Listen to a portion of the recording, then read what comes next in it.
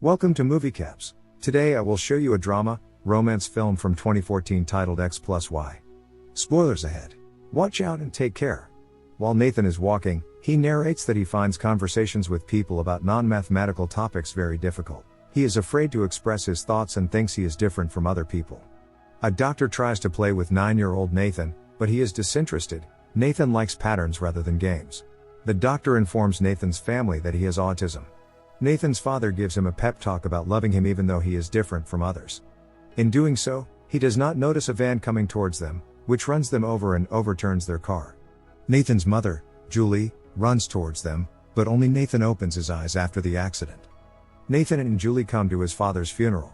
After his father's death, Nathan is traumatized and even more introverted, refusing to hold his mother's hand and running away from her. While Nathan is solving equations in his notebook, Julie enters his room and asks him what he is doing.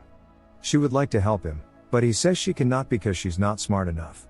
Realizing that she cannot help Nathan develop his mathematical mind, Julie takes Nathan out of elementary school and enrolls him in the local high school, where he befriends the math teacher, Mr. Humphries, who also recognizes Nathan's aptitude.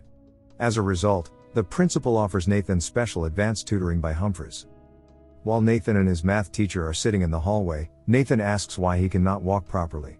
He has multiple sclerosis and bluntly asks Nathan why he is so weird. Nathan claims he has special powers, that's what his father told him. They begin with probabilities as the first lesson. Nathan asks what the math Olympiad is like, but Humphries tells him to focus on the assignment and Nathan quickly realizes that the equation is a coin toss. When Nathan comes home, he reads a book about the International Mathematics Olympiad and learns that it is very prestigious for high school students. Thoughts of the Olympiad run constantly through Nathan's mind. Julie toasts bread for Nathan. She cuts the pieces of bread into triangles and puts them on Nathan's plate, then she invites him to breakfast. In this way, she supports him in any way she can. Years pass and Nathan is now 15. Julie sends him to the exam and says it's okay if he does not get on the team, but getting on the UK Olympiad team is everything to him. Humphries gives Nathan the questionnaire. He tells him that he is a genius and it shouldn't be a problem.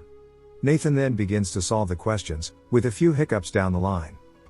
The results will be announced in a week. The teacher tells Nathan not to worry, even if he does not make the team, he will achieve amazing things in the future. Julie orders food for her son. She desperately tries to explain that she needs 7 shrimp balls for her son, they must be a prime number, but the cashier doesn't take her seriously. When Nathan sees that the shrimp balls are mixed with fries, he gets upset with her and tells her that everything she's doing is wrong. This causes her to snap at Nathan, which causes him to shut down. Back in the past, Nathan and his father are having dinner.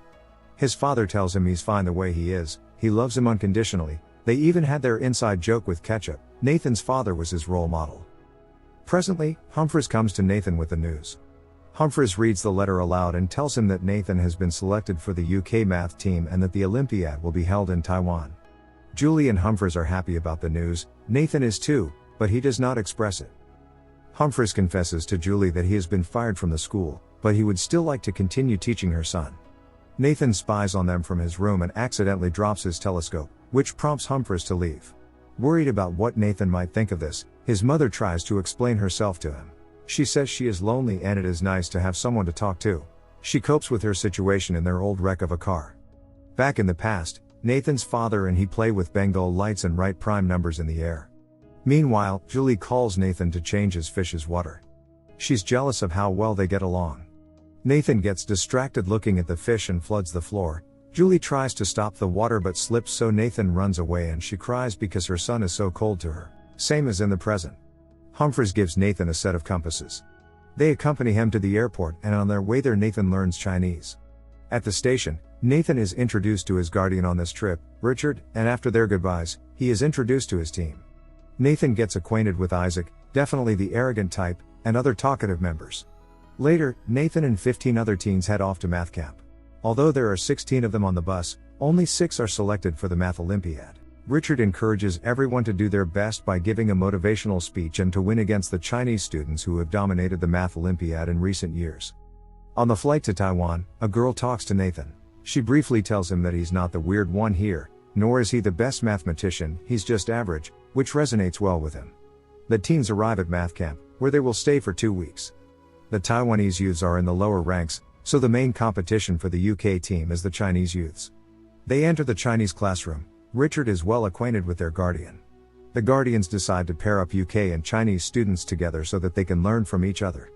Nathan is paired with a girl named Zhang. Because of his disability, he is very uncomfortable introducing himself. In the evening, the UK team and the Chinese team come to have dinner together. Zhang shows him how to use chopsticks. Later, they walk back to camp together and are awkward with each other until Zhang finally breaks the ice and asks him if he is okay. He answers her in Chinese and she is amazed that he taught himself from a book. Arriving at their room, which Nathan will share with Luke, another disabled boy, both are unhappy about the asymmetrical window in their room. After Nathan unpacks his bags, his mother calls, but he chooses to ignore her. Instead, he calls Humphries and says that everyone is smarter than him. Humphries tells him that it's only 14 days and 14 is a positive integer, so think positive. Humphries calms Nathan down by asking him math questions until Luke returns. The two do not exchange many words. Richard asks Nathan a question during the lesson, but Nathan does not answer. Later, Richard stresses to Nathan that he is overcomplicating his answers and needs to step up if he is to represent the UK in the Maths Olympiad. Julie invites Humphries to her house to tutor her in math and to also suppress her loneliness. She thinks if she knew math, Nathan would change his mind about her and he would actually start talking to her. Nathan sees the girl from the plane playing the piano. She teaches him simple harmonies and mentions that music is like math. Although Nathan has never played the piano, he plays the melody perfectly. Julie and Humphries are drinking wine and talking about Nathan. The two share an awkward intimacy they have both longed for. They fall to the floor and Humphries tells her that he cannot go any further because of his disease. He is scared to disappoint her. While Nathan and Zhang are walking in the park, Nathan admits that he hates change but that he likes this place because of the Chinese approach to maths. Also, at the park, Nathan opens the food box to eat, but there are 8 shrimp balls in the box, emphasizing it's not a prime number. Zhang eats 1 shrimp ball, solving his problem with ease. Richard asks a question about a pattern of playing cards and asks Nathan to come to the board. Zhang encourages him and he finally musters up the courage. Nathan explains the question correctly and everyone applauds him. He finally steps out of his comfort zone and grows on a personal level.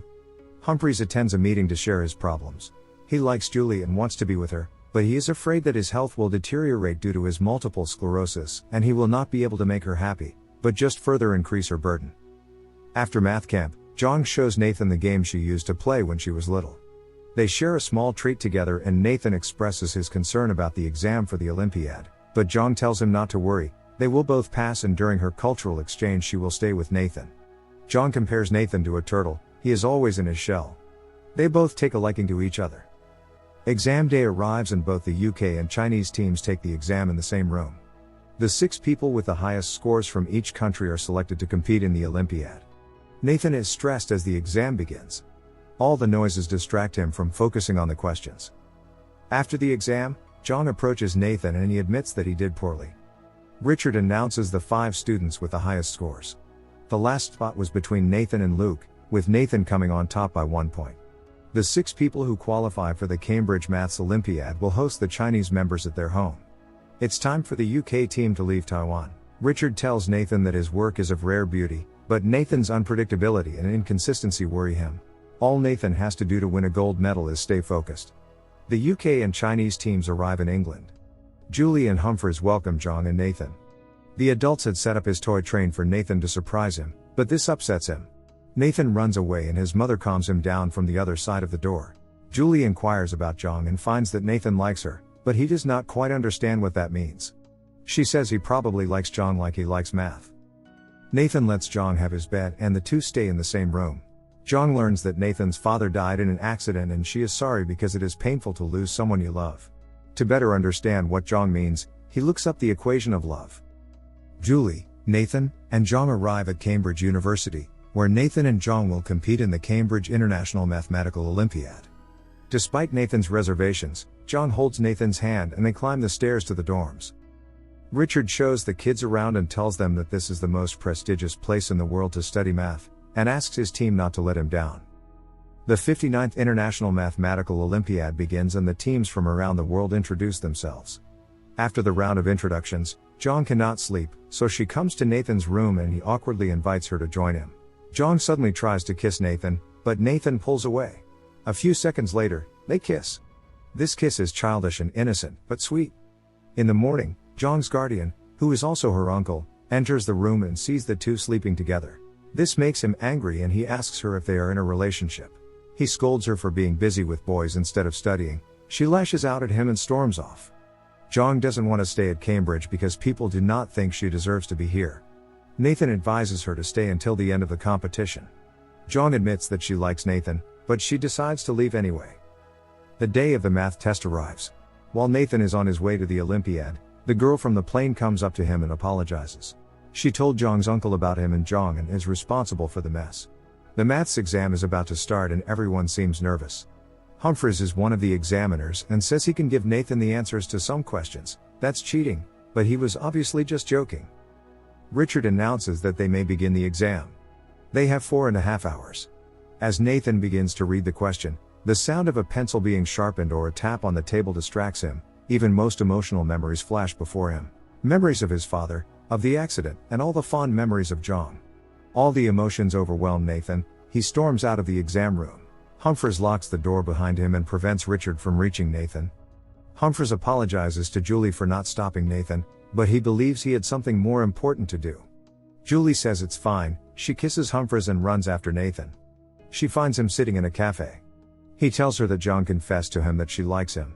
Nathan cannot make sense of his feelings for Jong, but he knows his brain works differently and his body feels warm when he's with her.